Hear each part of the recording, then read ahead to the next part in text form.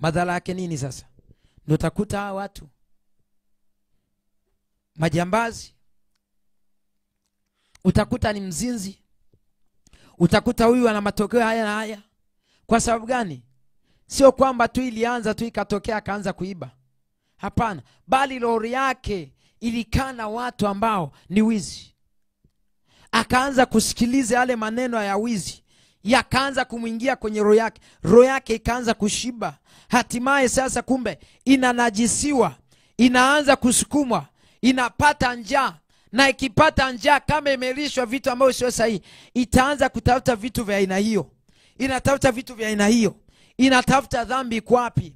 Inatafuta wapi nikaibe? Inatafuta nikafanya hiki wapi? Bwana Yesu asiwe sana. Kwa sababu imetiwa nini? Imetiwa kitu ambacho sio sahihi. Itaanza kuzaa mapoza. Inaanza kuzaa mapoza. Mwisho wa siku haizai kabisa. Mwisho wa siku inakosa chakula, inakuwa na njaa ya muda mrefu. Na ikizidiwa sana inakufa na kufa.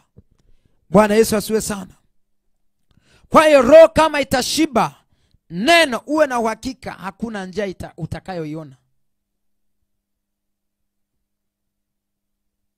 Kwa hiyo kuna watu wengi leo shamba lao wamelitia unajisi.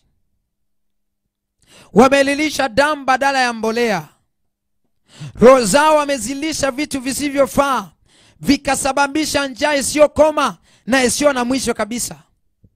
Roho zao wamelisha vitu ambavyo havina msingi, vitu visivyofaa, vimesababisha matatizo kwenye familia zao, vimesababisha shida kwenye maisha yao, shida ambazo hazijawahi kukoma na wala hazitakoma. Sasa huyu mtu anahitaji awe na maarifa kama ya Daudi, ya kuweza kuja kutafuta uso wa Bwana, kutafuta uso wa Bwana.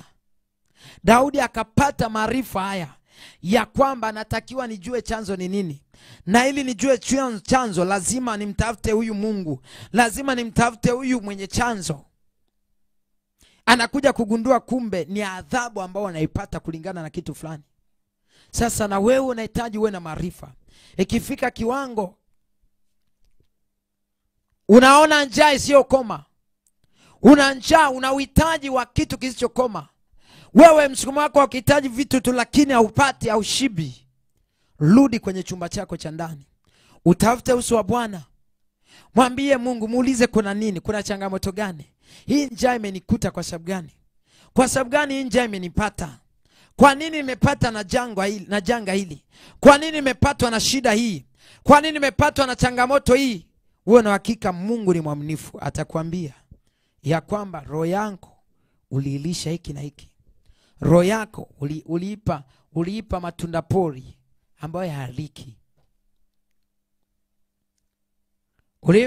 Ulitoa matunda pori ambayo hayariki. Imesababisha hivi. Na atakwambia namna ya kutengeneza. Daudi alipokumbushwa kwamba kuna kosa ilitendeka, alijua namna gani ya kuendea Wagibeoni ili aweze kutengeneza nao. Na wewe ukiutafuta uso wa Bwana, uwe na hakika kwamba Mungu atakuelekeza namna gani utatengeneza ili kuweza kuondoa huo unajisi ambao umesha athiri roho yako. Bwana Yesu asiwe sana.